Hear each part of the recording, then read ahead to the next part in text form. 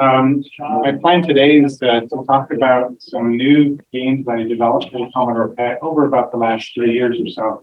Just kind of almost as COVID was hitting in, I got this bug, I guess, of starting to do some assembly programming on the PET. And that's kind of thought originally maybe, well, I'll do one game just to see how it goes. And as you see through the course of this talk, I think I got up to 7 now. And the premise of it is really that I think we all know the timeline of the various Commodore computers. The PET came out in December 77, I guess, and through really about a 4-year period, all the Commodore world had until the VIC-20 was, green screen, black and white, so to speak, with the green screen, and pesky only graphics. No bit addressing, no sprites, things like that. And if you were kind of like me growing up around that area, maybe you had some friends who had an Apple II, and you sort of convinced your parents to get your PET.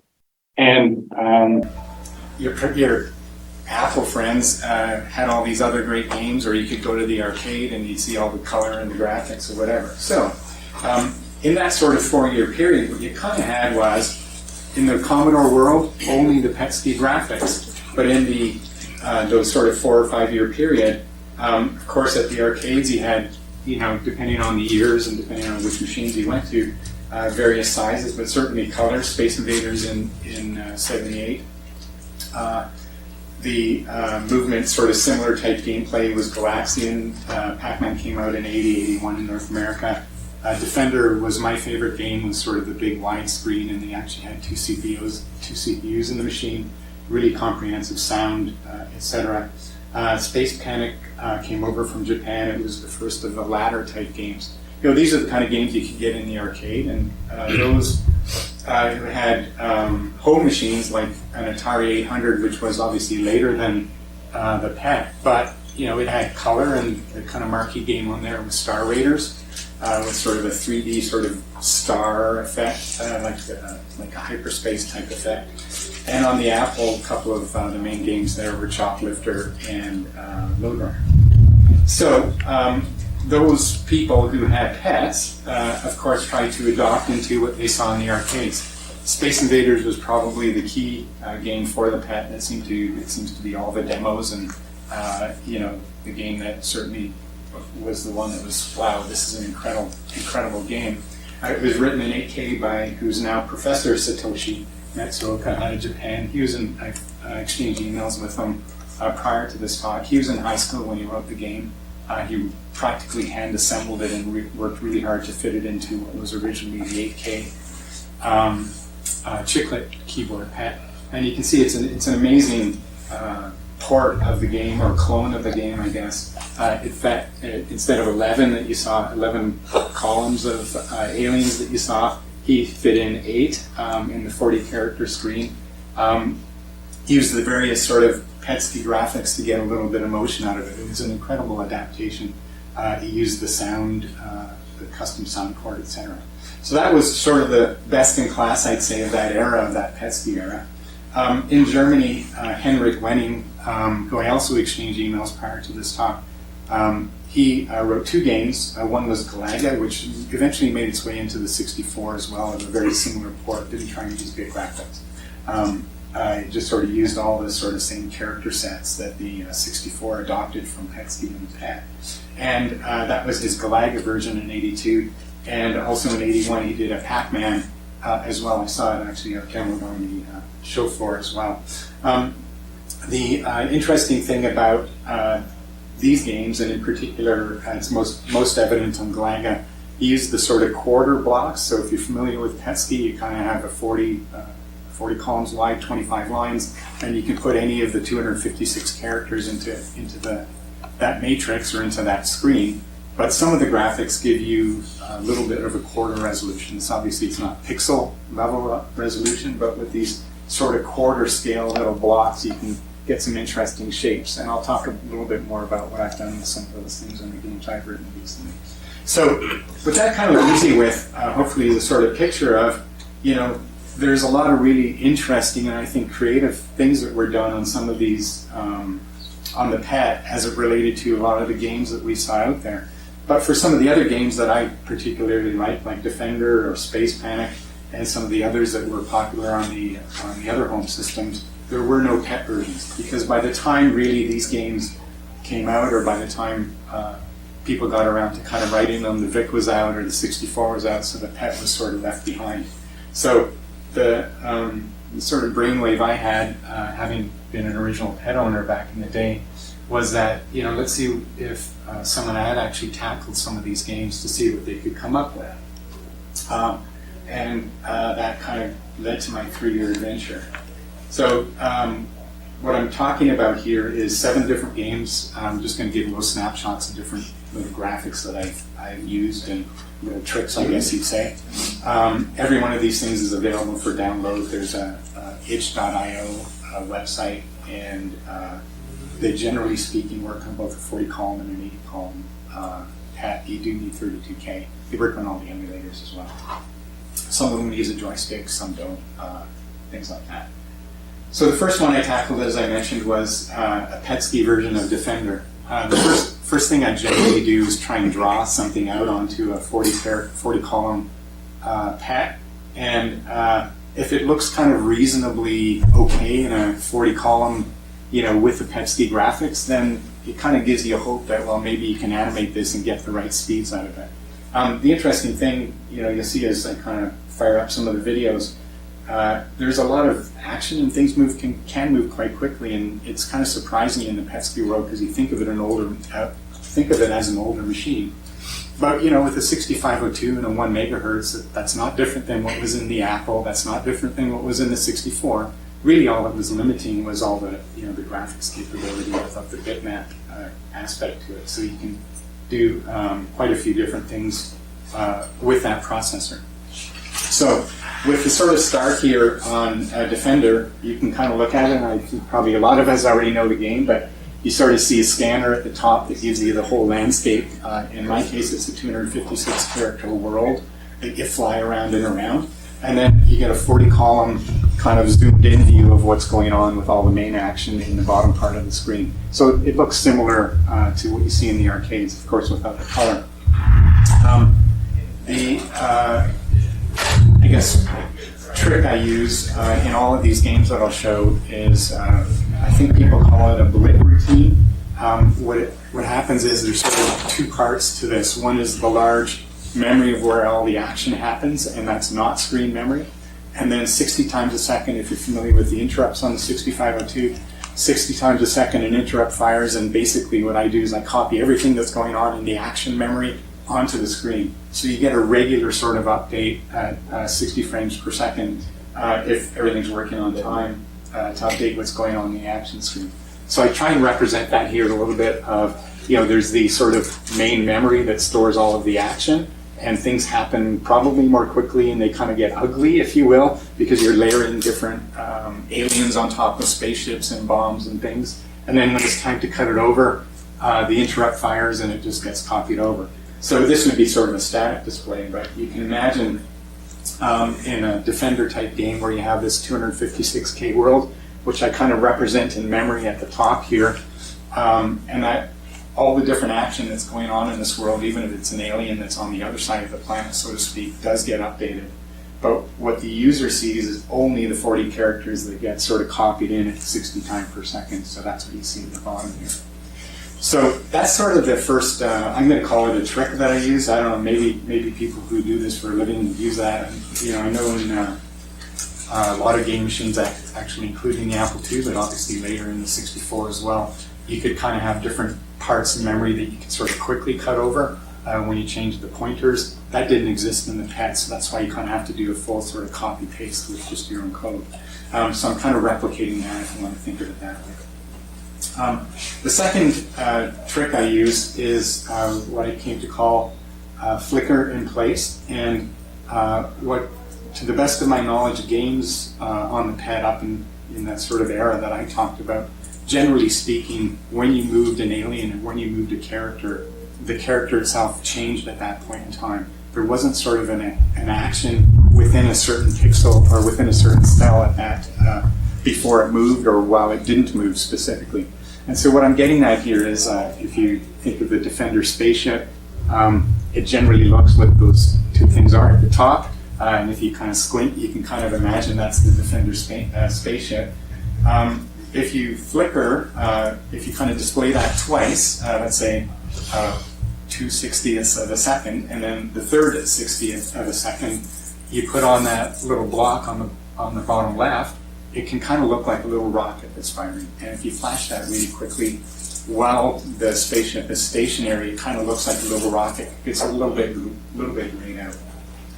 So if this works properly, you can sort of see now that Defender spaceship kind of looks like a little rocket that's firing. And it's just an easy way of kind of getting a little bit of animation, but still within the limited sort of capabilities of the graphics set of Pesky. So when you put that into context in the game, hopefully this all works, you can sort of see the rocket fires, and as it flies around, things happen. But the interesting part is that sort of it's always stationary in the same columns.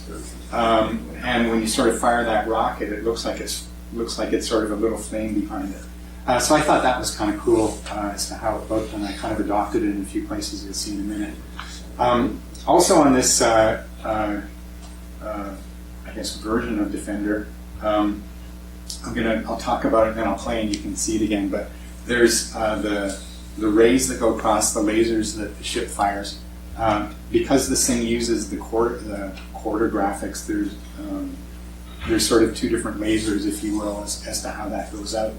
But added to that is when the aliens fire at the ship, it uses the quarter blocks as well for their bombs. So there's a lot of movement there in terms of all what's happening with these sort of quarter capabilities, I guess you'd call it, within a PET, to take advantage of those pesky graphics and get as much as you can out of it. So I'll show it again. So you see those bombs that the aliens are firing. They're kind of moving at that quarter scale. If anyone played the Breakout game on the PET, it was the same thing that they used on that. So that's all incorporated as well. You can also see that scanner at the top gets updated as the ship moves along. That doesn't happen in real time, but it happens frequently enough that you can kind of visualize the difference. And that's, I got an email from Henrik, the guy I spoke about earlier. He kind of asked, like, how did you actually get that to work? Because he seemed to imply that he tried to get it to work. And I said, well, the stuff that you really care about, the bottom half or the bottom section of the screen, that's all happening in real time according to your keystrokes. And the scanner kind of gets updated whenever there's a few free cycles, and it kind of works fairly smoothly. Okay, so that was Defender. I guess I released that, I'm thinking back now, it would be March, April 2020, just as COVID was setting in.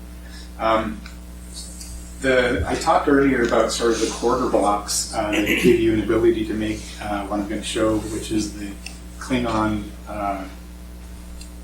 ship. I forget what it's called, like some warrior or something. It's got a name like that in a Star Trek game. The capability of that doesn't quite give you, full sort of resolution on what you want to do. But if you sort of imagine that that's a spaceship going around the circle, and I'll show it in sort of live action in a minute, that kind of gives you a little bit of an ability to get an extra resolution out of these quarter blocks on a PET. So here's your Enterprise, which is a standard graphics with a PET-ski. And as it flies around, this is a bit of that wormhole effect with the stars that come at you and kind of go out across. And you sort of saw it. I'm just going to go back a second. So the Enterprise looks great when it's sideways. The PET-ski graphics give you the capability to do a decent looking top-down Enterprise, but when you go sideways, you don't have a graphics that can put that little side part. So you kind of have to imagine that it's an Enterprise, but it all kind of holds together. And as this Enterprise has just arrived into a new quadrant or a new sector, I guess, it's going to dock here, but it has to kill a few aliens first before it can dock. Here they come. So these guys are shooting the quarter square bombs at you, and they themselves are the quarter square. And you can see here's an example of it flying around the docking station there. So now the Enterprise is going to dock, and it's beating up. It's beating down in this case some people. I think it is. Now it's flying on to the next galaxy, or next sector, I guess I call it. Here again, it's the same kind of thing. This action section blitz over 60 times a second. The Enterprise itself, rather than, I mentioned in Defender, it was 256 wide. This whole sort of quadrant is actually 256 by 256, and you're getting a window of about, looks like about 20 by, or 22 by, I don't know, 25 or 30 or something like that. And he's got to shoot a few more enemies. And,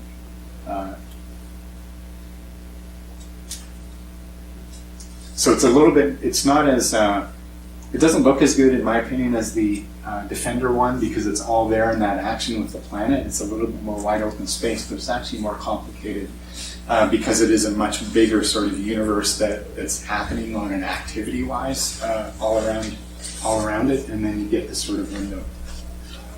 So that was sort of a start at sort of space games. Next one I tried was, well, what can we do with a Lode Runner?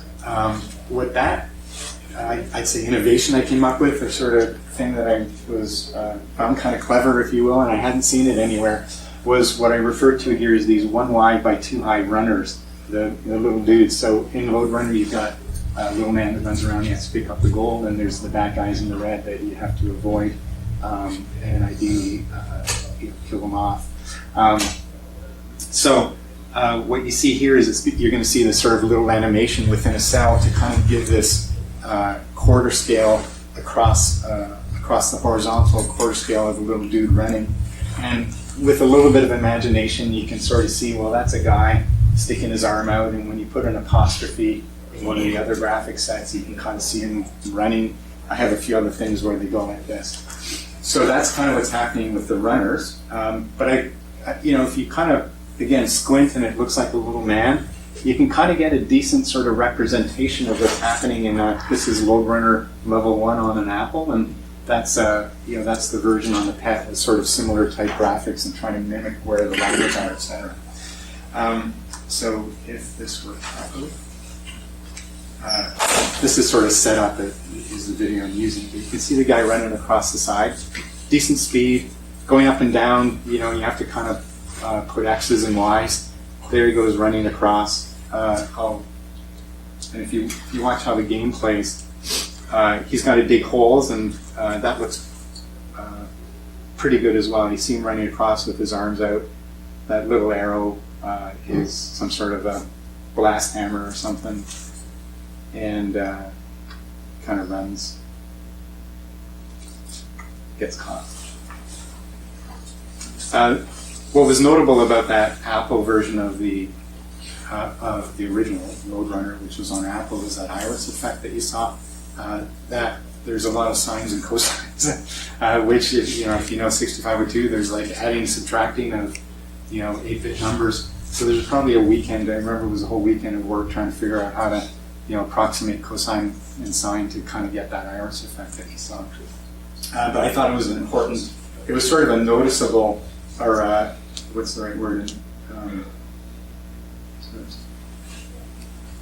It was a noticeable part of Lode Runner, or a notable part of Lode Runner with the iris effect. So I thought it was important to kind of have it in there.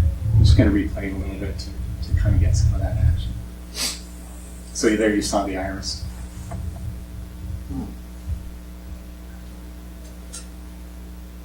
There's sounds on this as well, but for these videos, the screen recorder I was using,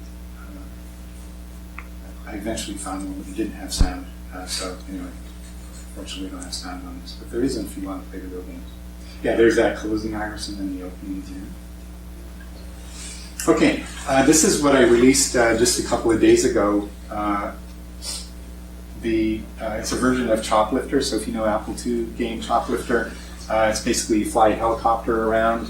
Here's the Apple II version. Helicopter at the top, some jet airplanes that fire, I guess, missiles at it, and there's tanks on the ground, and in sort of a pseudo 3D, they're kind of back and forth. And what you have to do is land and pick up people who escape from these sort of barracks and bring them back to your sort of rescue hut. If you remember what I said a few minutes ago, what I try and do is draw the thing out on just 40 column PET with PETSCI to see if you can get something reasonably accurate. And if you squint, that's a decent looking helicopter. You can sort of see it's right now sideways, so that means it's going forward. It also goes backwards, and that's how you actually get the up and down shooting, which you'll see in a minute. The tank looks pretty good, just standard PETSCI there of a tank, and the plane itself kind of goes through a kind of banking motion, and there you're sort of seeing it on the full sort of, I guess it's a top view of an airplane, but that's because it's banking to make a turn to shoot at the helicopter. That jet airplane uses the quarter graphics again. You can see that's built with the quarter cells. So I should be able to play a video here. So you can see that the helicopter is using those quarter graphics to sort of rain terror on the ground and try and shoot the tanks. Every now and then it'll stop to pick up some people. It's those same little Lode runner dudes that I showed a minute ago. And here comes the airplane. It just went off the screen, but in this video, those missiles shot the chopper. Try and show it one more time and point out a few other things. So here that's a front view of the helicopter, and what that means is shooting its bombs sort of forward, and they fall further back. So in order to aim at those tanks, you got to go up and down because that sort of is where you plant things. And that explosion uses those quarter graphics in sort of there's gravity that simulated gravity that kind of throws them up, and then gravity eventually pulls them down. Is what's happening there. So that was Choplifter, most recent one. Through the course of those 3 years, I realized, well, there's actually quite a bit you can do with PETSCI, and I'm just going to show quickly three other sort of, I guess, quick videos. Lemmings obviously is a very popular game on Amiga. It was 1991. There were versions for the 64, so it's not it's within the realm of things that you could probably do on a PET. Maybe you don't really think the graphics would be that great, and I'll show you what I was able to do in a minute. Portal may not be that well known, but it was originally a 3D game on Xbox, and a couple of guys basically created 2D versions on Flash, so it was a web-based game. And what it is a guy that he's got a laser gun, and if he shoots a portal there and a portal there, if he walks through the hole over there, he'll come out over there, and through that you kind of go through a bunch of puzzles. So that's another game I did, which I'll show in a second. And then tower defense, this is sort of a genre, again, wasn't really of the era of these 8-bits, but there's, in this case, it's really about setting up towers that have automatic sort of guns that shoot things that you want to kind of kill and stop. Balloons, if sort of, there's iPhone games and whatnot that kind of use that same genre. Okay, so here's tower defense. Before I run the video, just to explain what's happening, there's what are referred to as creeps, which is generally speaking little round things. It could be an asterisk, it could be a round circle, and they want to get to the exit, which is on the right-hand side. The player has to set up these towers, which are these blocks here, and as you kill more creeps, you get more dollars to spend to build more towers or upgrade your towers, and basically you have to build a maze that they can't get out of. So here the creeps are starting to walk out, and I'm playing to add the blocks to build a maze that slows their path and kind of make them walk the gauntlet through my sort of gun maze.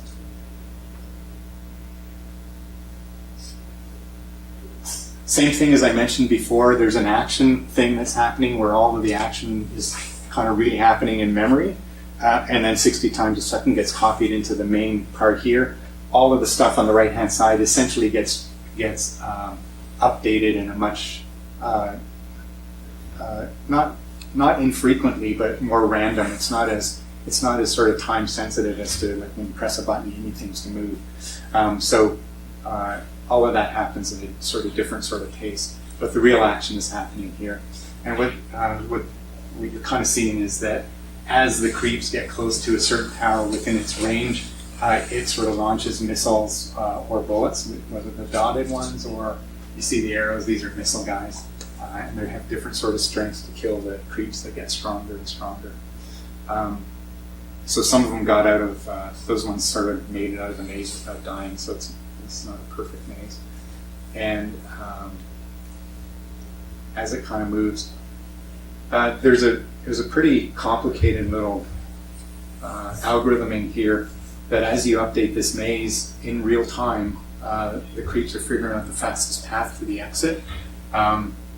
Had to do a bit of research on what algorithms were out there and to actually implement it so that it's still within the sort of time frame of not pausing the game or noticeably. Took quite a bit of work, but ultimately was pretty happy with the result. There's some instances where I can notice it, but I think if you don't know it's there, it works reasonably well, where each one of them kind of updates the best path out. So.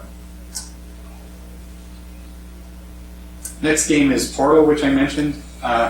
This one I had a little bit more space to work with. So you see the man is now 3 characters high. You see his legs, his body, and a head.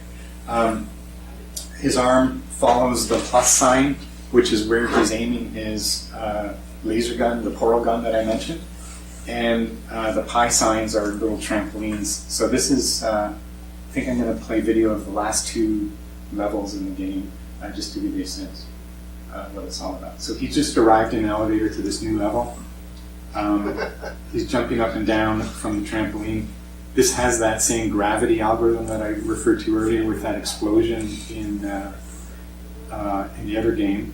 And he just blew a portal atop of his head, and he blew the out portal on the bottom. And as he goes through this, he's going to shoot this portal over here. He just went down the bottom, went out of here, and that was sort of how he solved that puzzle. Elevator goes up, and he's on a different level now. You can see his arm following the plus sign. Different ways he's just pointing out. Same kind of thing, so it happened quickly, but what happened was he jumped here, had a portal here, came down. That trampoline kicked him over here. Now, this is what I referred to earlier. All of this action is in a much larger screen memory than what you see, but I just sort of lit those sort of the same sort of screen levels of what you see. So your man is always on the stage. There's a big world happening. In that case, there's sort of maybe another 25% of stuff above his head or above what we see here. And then when he moved up, we got to see it in the video. So that's Portal. Lemmings, I'm going back here now to the 2-character high individuals. In order to fit everything, you might recognize this as, I think this is level 2 from Lemmings. And it's the same two high characters.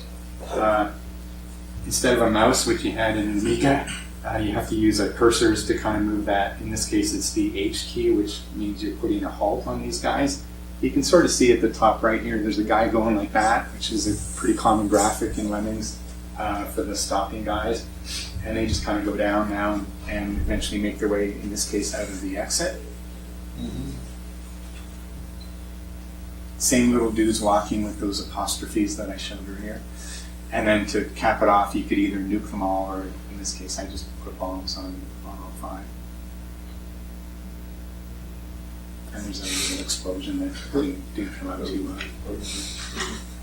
well. Okay, so that's it for my presentation. I just wanted to, this is a little bit different, but I took a lot of these games, and in parallel, I wrote a pet emulator on an iPhone. It's not on Android. I think a lot of people always ask, whenever I talk about the other on Android, it's not on Android, it's just on iPhone. There's a pet emulator that I wrote on iPhone in the App Store, and in that I put a lot of these games that I just showed onto it, so you can play it on your iPhone as well.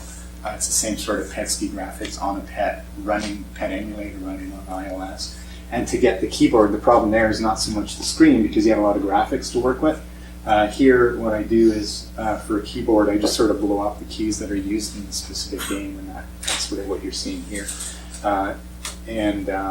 you know, so whatever, like the Space Invaders game, you move the thing left and right, 4 and 6, and you shoot the thing.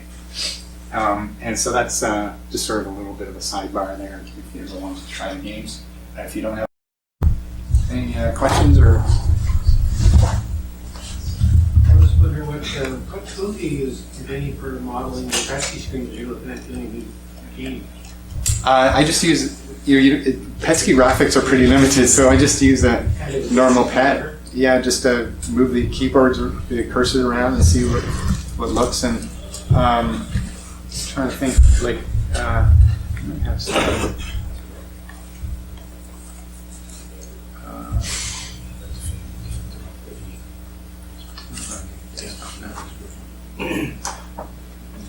I'll just show you an example.